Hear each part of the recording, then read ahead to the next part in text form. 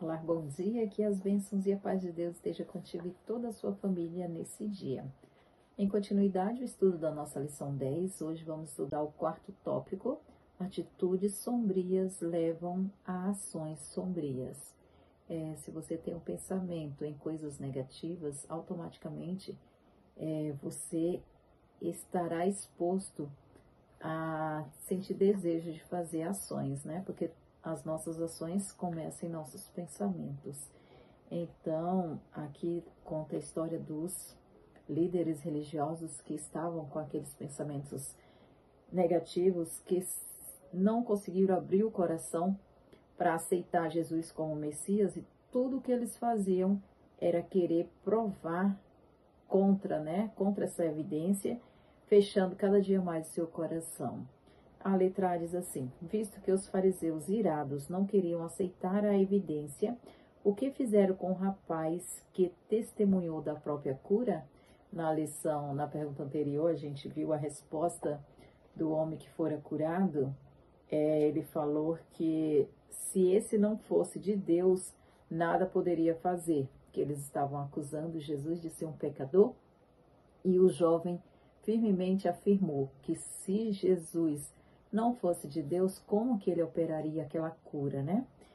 E a resposta deles, dos líderes, respondeu eles e disseram-lhes: tu és nascido todo em pecado e nos ensina a nós?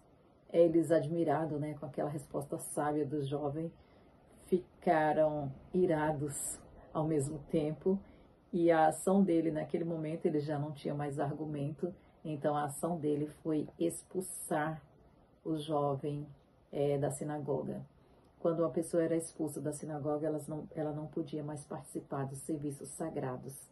Então, muitos não quiseram aceitar Jesus publicamente porque tinha medo de ser expulso.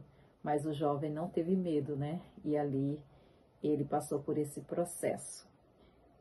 A nota diz assim: o homem enfrentou seus inquisidores no próprio terreno deles. Sua argumentação era irrefutável.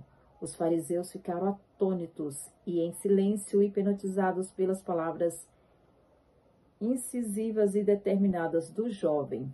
Mantiveram-se quietos por alguns instantes. Então sacerdotes e rabinos, com a testa franzida, recolheram suas vestes como se temesse a contaminação do contato com ele. Em seguida, sacudiram a poeira dos pés e o acusaram: tu és nascido todo em pecado e nos ensina a nós? E os excomungaram. A pergunta B, por outro lado, como Jesus tratou o jovem? Essa pergunta me fez refletir que o importante não é o julgamento dos homens, né? Muitas pessoas nos acusam, mas não conhecem o íntimo do nosso coração. Mas Jesus conhece e ele tratou de forma bem diferente, né? Jesus ouviu que o tinham expulsado e, encontrando-o, disse-lhes: crês tu no Filho de Deus? Ele respondeu e disse: quem é, Senhor, para que nele creia? E Jesus lhe disse: tu já o tens visto, e é aquele que fala contigo. E ele disse: creio, Senhor, e o adorou. O homem se jogou aos pés do Salvador em adoração. Além de ter recebido a vista, também alcançou a iluminação espiritual.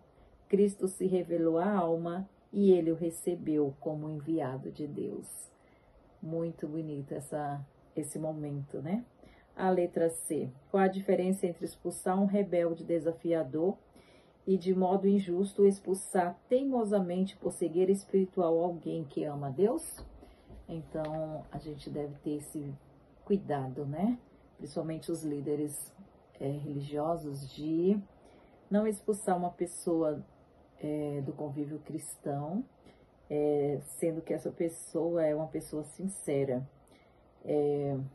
Também nós, cada um de nós, quando julgamos uma pessoa, quando falamos mal dela, às vezes estamos expulsando também do nosso convívio, do nosso meio.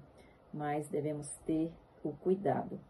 Porém, se vós e vossos filhos de qualquer maneira vos apartardes de mim e não guardardes os meus mandamentos, os meus estatutos que vos tenho proposto, mas fordes e servirdes a outros deuses e vos prostardes perante ele, então destruirei Israel da terra que lhe dei, e a esta casa que santifiquei a meu nome lançarei longe da minha presença.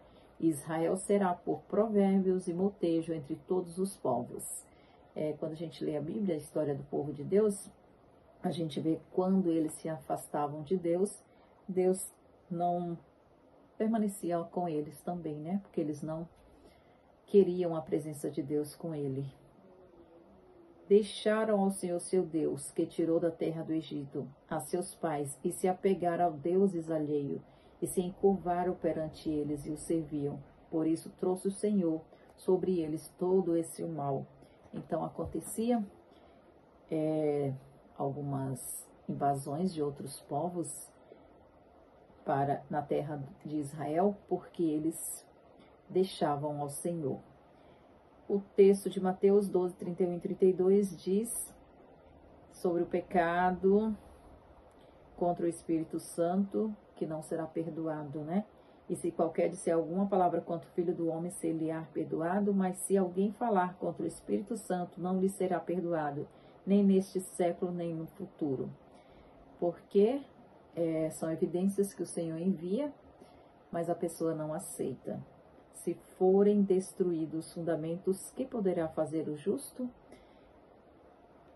A nota diz que Wycliffe observou que nenhum homem pode ser verdadeiramente excomungado a menos que tenha primeiro atraído a condenação de Deus. Ele mesmo deixa de seguir a Deus, deixa de seguir os seus ensinamentos, então a condenação de Deus vem sobre ele. Os que ousam apresentar a verdade para o tempo em que vivemos não devem esperar ser mais bem recebidos do que os primeiros reformadores. Outro ponto aqui que devemos observar. Aqueles que querem permanecer fiel, sincero aos caminhos do Senhor, também serão perseguidos, né? Não serão aceitos, porque assim como os primeiros reformadores passaram por provações, os verdadeiros filhos de Deus, aqueles que permanecerem fiéis, também passará. O grande conflito entre a verdade e o erro, entre Cristo e Satanás, deve aumentar em intensidade até o fim da história desse mundo. Que possamos diariamente buscarmos ao Senhor e estarmos preparados, que Deus nos dará a vitória. Amém.